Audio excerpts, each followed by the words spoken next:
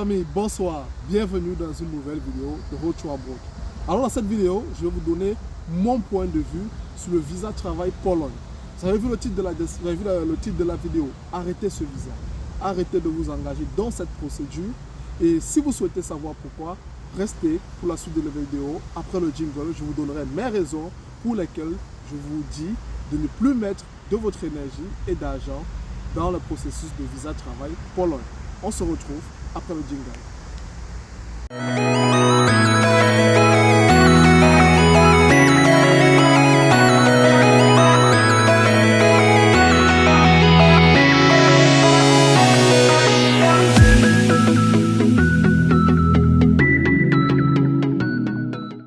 Alors, si vous êtes resté, ça veut dire que les informations que j'ai à partager avec vous par rapport au visa travail Pologne vous intéressent. Alors, avant toute chose, je tiens à vous remercier, vous mes abonnés de retour, vous qui permettez à la chaîne de s'accroître, à vous aussi qui venez de vous abonner, donc c'est la première fois que vous tombez sur cette chaîne YouTube. Merci et n'hésitez pas à vous abonner pour plus de vidéos. Alors, aujourd'hui, mon petit coup de gueule, c'est par rapport au visa travail Pologne.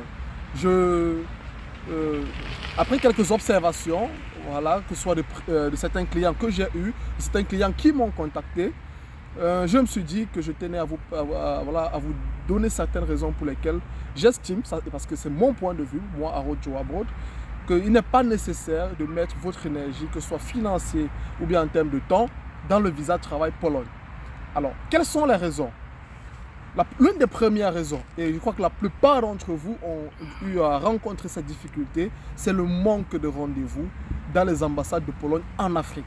Voilà, c'est un manque de rendez-vous, surtout en Afrique de l'Ouest. Parce que ceux qui sont dans les zones comme en Tanzanie, en Éthiopie, au Kenya et même certains en Tunisie, ils n'ont pas de problème de rendez-vous.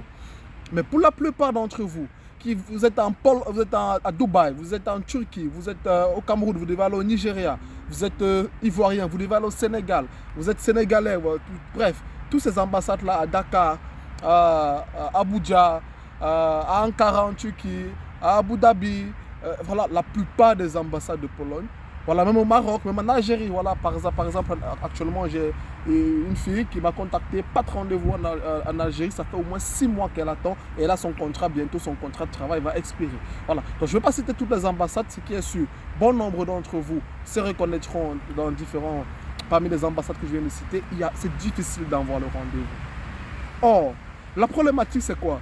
La plupart d'entre vous, lorsque vous vous engagez dans un visa de travail via des agences ou même via votre propre, on va dire, vos propres recherches, vous avez réussi à avoir un contrat. La plupart, surtout ceux qui ne passent pas des agences, autant pour moi, vous payez des montants. Donc, je ne veux pas citer les montants, mais je sais que c'est des montants pour la plupart, pas moins de 2500 €, plus d'1 million et quelques fois 2 millions de francs CFA, énorme. À la fin, pour vous retrouver sans rendez-vous. L'agence, globalement, ne vous remboursera pas parce qu'ils ont fait leur travail. Ils vous ont remboursé, ils vous ont trouvé le contrat, tous les documents, mais il n'y a pas de rendez-vous. Alors, à quoi vous servira, on va dire, un contrat sans rendez-vous? Alors, quand je réfléchis, je me dis, en termes de temps, en termes de finances que vous avez investi dans ce projet, c'est mieux de vous concentrer sur un autre pays. Sur un autre pays.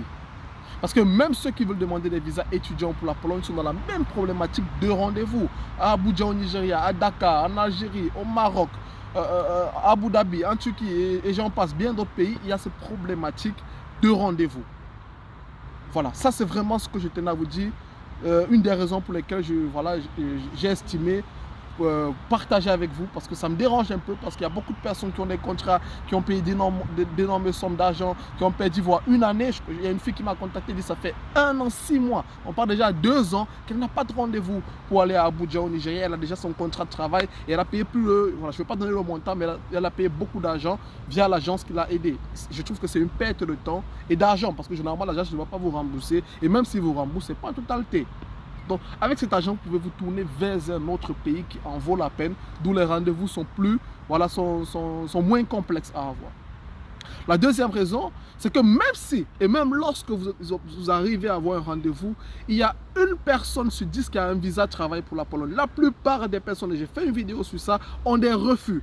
La plupart des refus, c'est nous ne sommes pas sûrs que vous venez travailler en Pologne, nous ne sommes pas sûrs de vos motivations, nous ne sommes pas sûrs que vous allez rentrer dans votre pays après votre temps de travail achevé en Pologne. Voilà, je suis sûr, beaucoup d'entre vous, ceux qui ont déjà eu à demander les visas Pologne, vous avez déjà eu ce motif de refus. Je dis, ça c'est selon mes expériences, c'est selon mes expériences, mes observations. Il y a une personne sur 10 qui a un visa de travail pour la Pologne. Je dis, la plus grande majorité, plus de 90 à 95% des Africains, surtout de l'Afrique subsaharienne, l'Afrique de l'Ouest, autant pour moi l'Afrique de l'Ouest et l'Afrique centrale, vous avez des refus à plus de 90 et 95%. Donc vous voyez que c'est quelque chose qui est, c'est déjà comme un match truc, un match piège en fait. C'est-à-dire, déjà il faut bagarrer pour avoir un rendez-vous. Et lorsque vous avez le rendez-vous, vous avez moins de 10% de chances d'avoir le visa. Vous voyez que c'est quand même très risqué. Comparé à un visa étudiant, que voilà, lorsque tout est bien fait, les chances sont élevées. La troisième raison dont je tenais à partager avec vous par rapport au visa de travail Pologne, c'est le temps du processus. Par exemple, en Pologne, pour la plupart d'entre vous qui me suivez, et je sais que beaucoup d'entre vous, surtout ceux qui m'ont contacté, surtout dans les mois passés, vous qui avez déjà eu à faire une procédure de travail Pologne, le temps que ça prend. Le temps pour avoir l'offre de travail, ça ne prend pas beaucoup de temps, mais le temps que ça prend pour avoir l'invitation de la VOVOI, c'est-à-dire l'invitation de l'immigration polonaise, ça prend énormément de temps. Minimum, c'est-à-dire que le plus chanceux aura son invitation au bout de 3 mois. Le plus chanceux. Bon, certains peuvent avoir entre 2 mois, 2 mois et demi, mais comme j'en connais aussi qui ont ce document après 5 mois. Donc le temps, en termes de temps aussi, c'est une procédure qui prend du temps. Surtout, pourquoi ça prend du temps? La Pologne est considérée comme l'un des pays où l'administration est la plus lente en Europe. Parce que même ceux qui sont en Pologne, et je peux vous en témoigner, même ceux qui sont en Pologne, pour avoir seulement le ID card, le Temporary Resident Permit, ça prend minimum 8 à 1 an. Donc, si parmi mes abonnés, il y a des gens qui sont déjà en Pologne, vous pouvez témoigner de ça en commentaire. Ça prend minimum 8 mois à 1 an. C'est ceux qui sont même déjà en Pologne. Donc, imaginez ceux qui sont à l'extérieur. Donc, je parle en termes de temps, c'est aussi un aspect négatif lorsqu'on fait un visa de travail Pologne. Parce que l'immigration est très lente et pour avoir ces documents d'invitation, ça prend énormément de temps. Donc, lorsque je fais un bilan avec toutes ces raisons, premièrement, problème de rendez-vous qui est presque vraiment impossible ou voire très difficile. Deuxièmement, le pourcentage d'obtention d'un visa de travail pour la Pologne qui est très bas. Et troisièmement, la lenteur de la procédure, la lenteur de l'administration polonaise.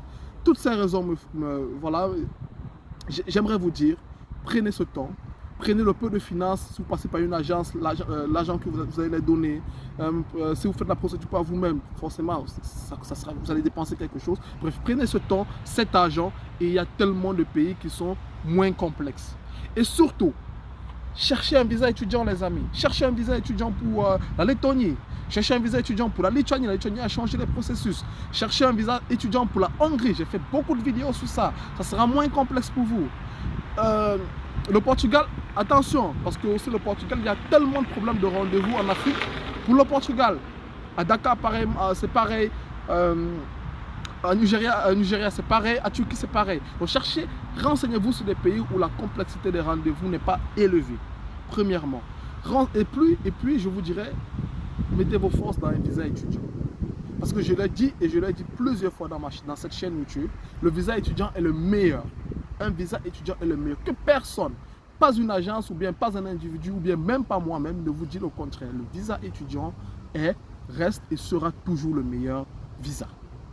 Alors, ceci était mon petit coup de gueule que j'ai voulu partager avec vous via cette vidéo. Partagez-la massivement peut-être pour pouvoir guider d'autres personnes et sauver d'autres personnes, le faire gagner en temps et financièrement. Likez la vidéo, partagez, commentez, avec plaisir je répondrai. Et on se dit à très prochainement dans une nouvelle vidéo chez Road to Abroad. Portez-vous bien, bye.